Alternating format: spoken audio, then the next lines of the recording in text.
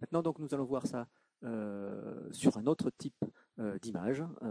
Donc, on va aller dans File, Add File, et on va prendre maintenant le gendarme, par exemple. Voilà.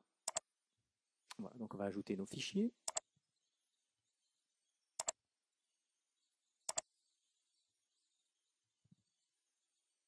C'est arrivé, et nous allons lancer notre stack. Alors, avant ça, on va vérifier qu'au niveau des options, préférences, dans les settings des maps, on va revenir sur les presets de défaut,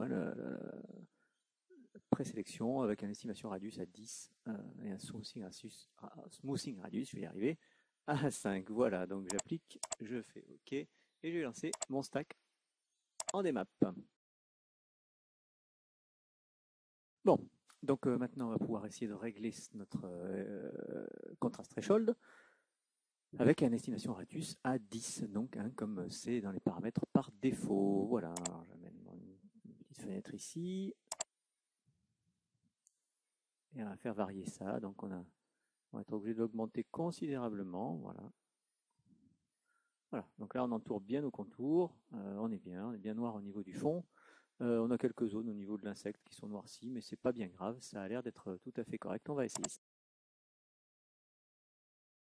Bon, voilà, nous venons d'obtenir donc notre image. Elle semble parfaite, enfin parfaite pas tout à fait, mais quand même d'une très très bonne qualité avec une estimation radius réglée à 10, donc avec les réglages de base de Zeren. Pas la peine d'aller plus loin. Bon, on va voir qu'il y a quand même quelques petits défauts, mais qui sont pas liés à ces réglages. Ce sont des défauts éternels dans les logiciels de compilation. C'est au niveau des superpositions, on a des flous au niveau des flous de superposition. Mais ça se réglera, c'est vraiment très très facile à régler avec Zeren, avec l'outil de retouche, nous verrons ça plus tard. Vous voyez ici, un petit peu chaque côté des antennes, autour des pattes également, on a des zones de flou. Et puis, juste une toute petite zone, voilà, ici, qui est un petit peu colorée autour de l'antenne. Donc c'est pareil, dans Photoshop, ça se corrigera. C'est une image qu'on peut tout à fait garder, on peut tout à fait conserver ce réglage de 10. On pourrait l'affiner un petit peu, peut-être en augmentant un petit peu l'estimation radius. Voilà. Bon, on va en rester là pour cette image. On va donc maintenant fermer le projet. Voilà. Et on va ouvrir un autre. Voilà, alors je reviens à mon menu. Cette fois-ci, on va prendre la mouche. Voilà, j'ajoute mes images.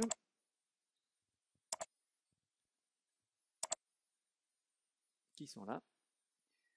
Dans mes options, on n'a pas changé, donc on est toujours à 10 d'estimation radius. Et on va essayer, on va lancer notre stack en debap. Notre début de stack est donc terminé. Et donc apparaît le menu du contrast threshold. Donc on va l'amener ici. On est toujours en estimation radius à 10, comme tout à l'heure. Et on va voir ce que ça donne. Donc là, je vais le baisser quand même sensiblement, parce que beaucoup de zones de l'insecte semblent noircies. Voilà. Voilà, pour essayer d'avoir le plus de détails possible au niveau des poils. On reste en noir ici, c'est pas bien grave. On a un contraste tour qui est bien défini. Et on va essayer ça comme ça, avec avec ce réglage de contraste threshold. On obtient donc notre image avec un réglage de l'estimation radius à 10, comme tout à l'heure encore. Et on voit que là, ça va pas mal du tout non plus. On a une bonne définition au niveau des poils de la mouche. On va grossir un petit peu ça pour voir. Voilà. Donc les zones qui étaient noires sur notre insecte ici sont légèrement floues à certains endroits. Ici, on a des problèmes de superposition, mais on a quand même une définition. On sait qu'ici, il y avait beaucoup de noir. On a quand même une relativement bonne définition et c'est une image qui est tout à fait utilisable telle qu'elle. Le contour est vraiment très bon, donc aucun souci, il n'y a pas d'artefact, aucun problème. On peut utiliser ceci avec le réglage de départ de Zeren Stacker. Donc voilà.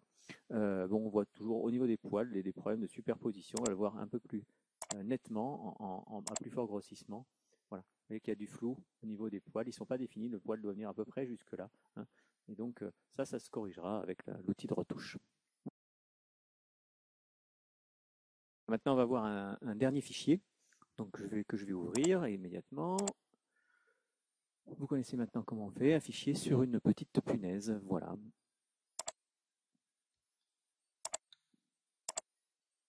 Donc, on a importé nos images TIFF et on va lancer le stack. Nous sommes toujours réglés à 10 en estimation radius. Voilà, je viens de lancer mon stack et on va attendre que notre image se produise. Voilà donc notre menu de réglage du contrast threshold et on va regarder ce que ça donne, les possibilités de réglage avec un estimation radius à 10. Donc on va essayer de diminuer un petit peu, voilà, pour obtenir des contours le plus correct possible. On voit que on a quelque chose qui nous ennuie à ce niveau-là. On ne va pas en tenir trop compte, hein. On va tenir compte un petit peu plus de l'ensemble du bord.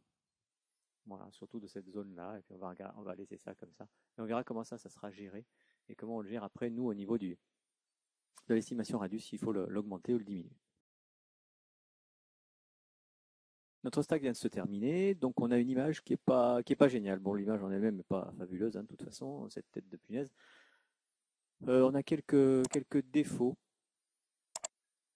voilà, qu'on peut voir ici, donc notamment là, autour des pattes, ici, on a des zones de flou également sur la tête ici, donc rien n'est génial. Le contour est plutôt bon, là-haut il n'est pas excellent, on a un flou, mais c'est peut-être le stack qui est comme ça.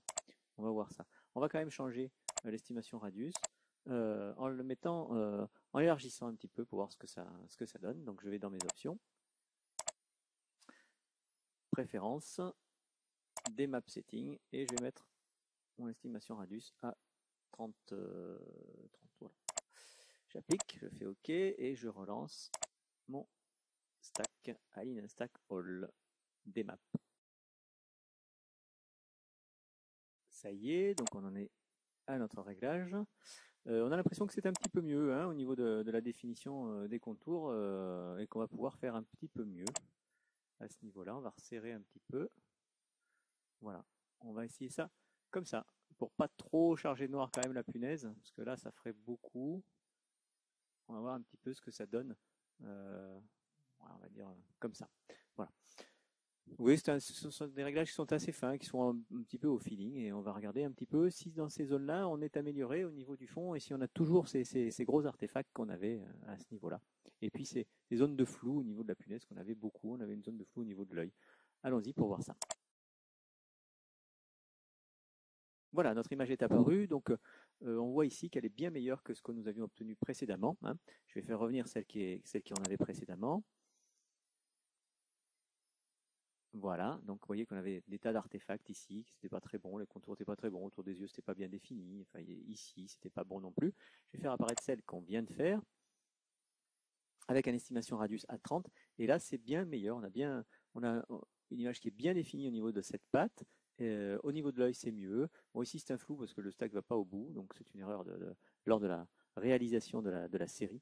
Mais c'est quand même bien meilleur, donc c'est une image qu'on va bien pouvoir exploiter, qu'on va pouvoir exploiter beaucoup plus facilement. On pourra corriger encore tous ces petits défauts de superposition qu'on a ici. Voilà. Donc vous voyez que lorsqu'on voit apparaître, lorsqu'on fait un premier test avec les valeurs par défaut de Zeren, d'estimation radius à 10, si on voit apparaître des artefacts colorés autour des contours, il ne faut pas hésiter à augmenter l'estimation radius. Des fois pas mal, c'est rare qu'on aille au-dessus. Moi je suis jamais allé au-dessus de 40, donc en allant aux alentours de 30, 35, éventuellement 40 si vraiment ça se passe pas bien, et bien on obtient de meilleurs résultats. Par contre, on voit que dans certains cas le réglage de base de 10 est bon. Il m'est arrivé parfois de descendre à 7,5 ou à 5 également. C'est assez rare cependant. Voilà. Et ça se fait un peu, tout ça se fait un petit peu au feeling. C'est toujours un petit peu compliqué.